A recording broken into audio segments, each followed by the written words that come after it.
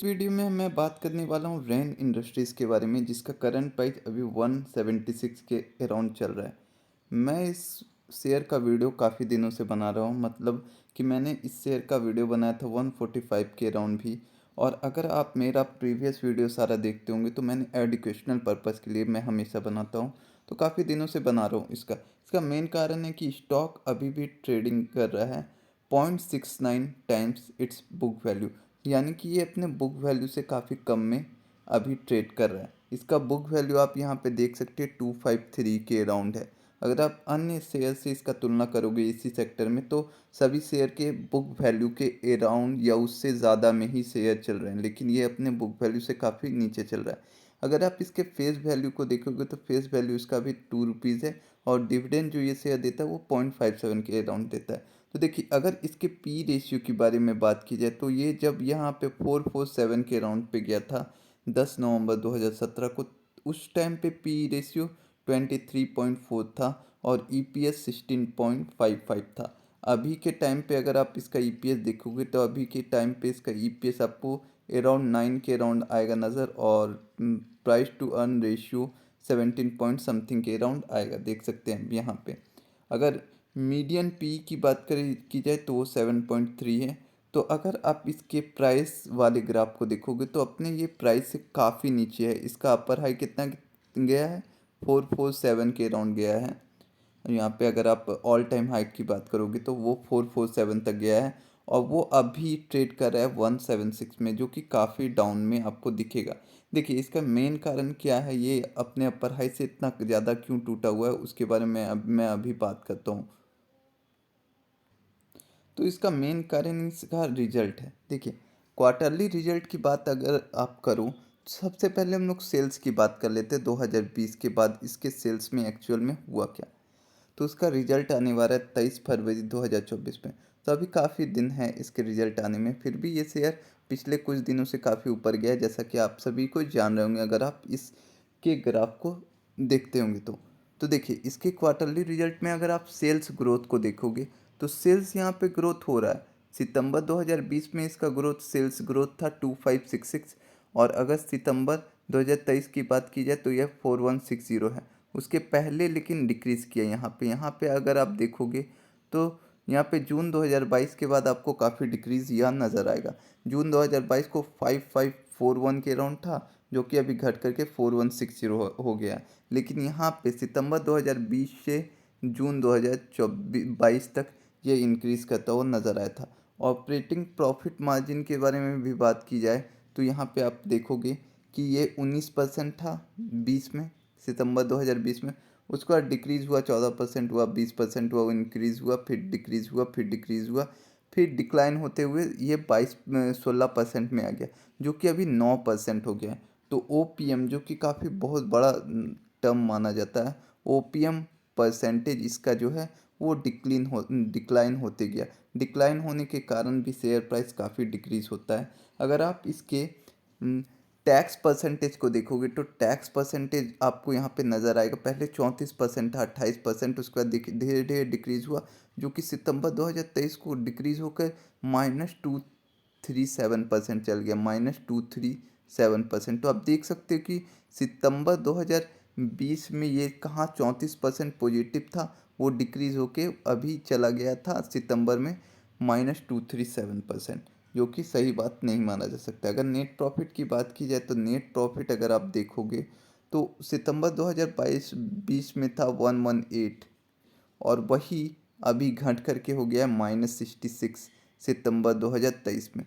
तो ये सब निगेटिव पॉइंट्स नज़र आ रही थी, इसी के कारण इसका प्राइस 176 के राउंड चल रहा है, और इसका अपर हाई 447 के राउंड गया है। मैं डे क्लोजिंग की बात कर रहा हूँ 447, अगर आप डे हाई की बात करोगे तो ये 450 से ऊपर ही चला गया होगा। तो देखिए, ये सारी बातें तो आपको देखना। अब मैं आपको compounded sale growth, compounded profit growth, stock price CAGR and return on equity के बारे में बता देता हूँ। तो अगर आप पिछले 10 साल की बात करें तो कंपाउंडेड सेल्स ग्रोथ वो 15% से इंक्रीज़ हुआ है। 5 साल में 13% ही रहा है, 3 साल में 19% दिखा है, टीटीएम 0% दिख रहा है। अगर आप इसकी कंपाउंडेड प्रॉफिट ग्रोथ की बात करो तो ये निगेटिव में आ गया। अगर आप टीटीएम देखोगे तो ये निगेटिव में आ गया है। पिछले 10 साल में 12% था, 5 साल में घटा, 3 साल में बढ़ा है। 3 साल में सभी चीज़ें बढ़ी है इस स्टॉक की, जो कि अच्छा पॉजिटिव पॉइंट माना जा सकता है। स्टॉक प्राइस CAGR की बात करूँ तो 10 साल 17%, 5 साल में घटा है, 3 साल में फिर बढ़ा है। और वही रिटर्न ऑन इक्विटी की बात करो तो आपको वैसा ही नज़र आएगा कुछ। देख सकते हैं आप 10 साल में 13%, 5 साल में 13%, 3 साल में 14%, लास्ट ईयर का 20% था। तो देखिए अगर आप बैलेंस शीट की बात करोगे तो इसके बैलेंस शीट में आपको नज़र आएगा। देखिए मैं आपको बता देता हूँ। सबसे पहले इसके इन्वेस्टमेंट को देखिए। इन्वेस्टमेंट कहाँ दिसंबर 2012 को 2 था, वो बढ़ कर के अभी इन्वेस्टमेंट 97 के राउंड हो गया है।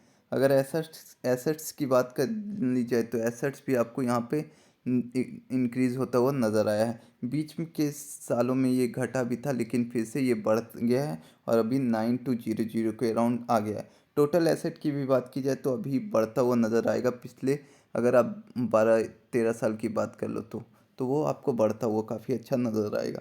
अगर आप फिक्स्ड एसेट की बात करो तो फिक्स एसेट भी आपको यहाँ पे बढ़ता हुआ दिखेगा। टोटल लाइबिलिटीज़ की बात करो तो वो भी बढ़ता हुआ दिखेगा, जो कि एक नेगेटिव बात मानी जा सकती है। अगर आप रिज़र्व की बात करो तो रिज़र्व भी आपको बढ़ता हुआ नज़र आएगा। तो ये सब सारी पॉजिटिव साइंस में नज़र आ रही है। तो अब आपको मैं होल्डिंग्स की ओर ले चलता हूँ कि यहाँ पे शेयर पैटर्न का होल्डिंग्स कैसा है। FII कितना बाई कर रहे हैं, DII कितना बाई कर रहे हैं, गवर्नमेंट और पब्लिक के पास कितना है ये शेयर। तो देखिए सबसे पहले बात कर लेते हैं प्रमोटर के बारे में। तो 2021 के बाद प्रमोटर का होल्डिंग लगभग कांस्टेंट ही रहा है। कोई भी क्वार्टर में प्रमोटर ने अपने स्टेक को बेचा नहीं है। लेकिन FII की अगर आप बात करो तो 12%, 12 पॉइंट समथिंग परसेंट था सितंबर 2021 में, जो कि काफ़ी घट गया था सितंबर 2023 में। फिर दिसंबर में भी घटता हुआ नज़र आ रहा है। FII इस शेयर को बेच रही है। अगर आप देखोगे तो टोटली डिक्लाइन होता हुआ FII का स्टेक नज़र आएगा इसमें। अगर आप DII की बात करो तो DII में स्टेक बढ़ा है यहाँ पे। देख सकते हैं आप यहाँ पे घटते हुए बढ़ा है। यहाँ पे 2.27 तक गया था सितंबर 2022 में, फिर घटा, फिर बढ़ा। यहाँ पे 2.30 बढ़ा, फिर यहाँ पे थोड़ा सा घटा, फिर यहाँ पे थोड़ा सा बढ़ा। तो घटते बढ़ते रह रहा है DII का। और अगर आप पब्लिक का देखो तो पब्लिक के पास ये लगभग कांस्टेंट ही रहा है।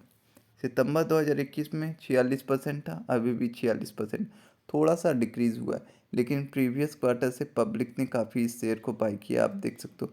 देखिए पब्लिक के बाई करने से कुछ नहीं होता है।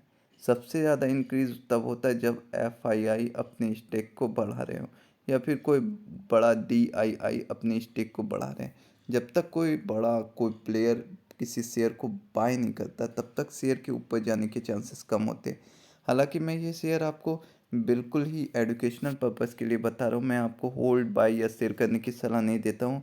मैं कोई भी SEBI expert, registered research analyst नहीं हूँ।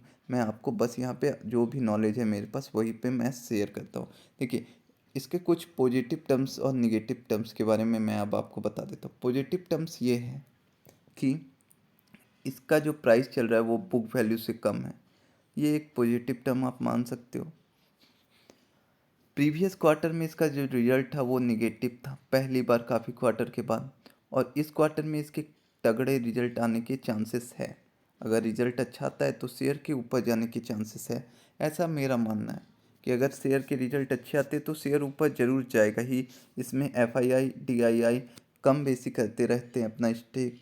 तो यानी कि अगर रिजल्ट अच्छा आएगा तो FII के चांसेस होंगे बाय करने के, और जब FII अपना स्टेक को बढ़ाएगा तो जाहिर सी बात है शेयर ऊपर की ओर जाएगा। तो ये सारी बातें थी।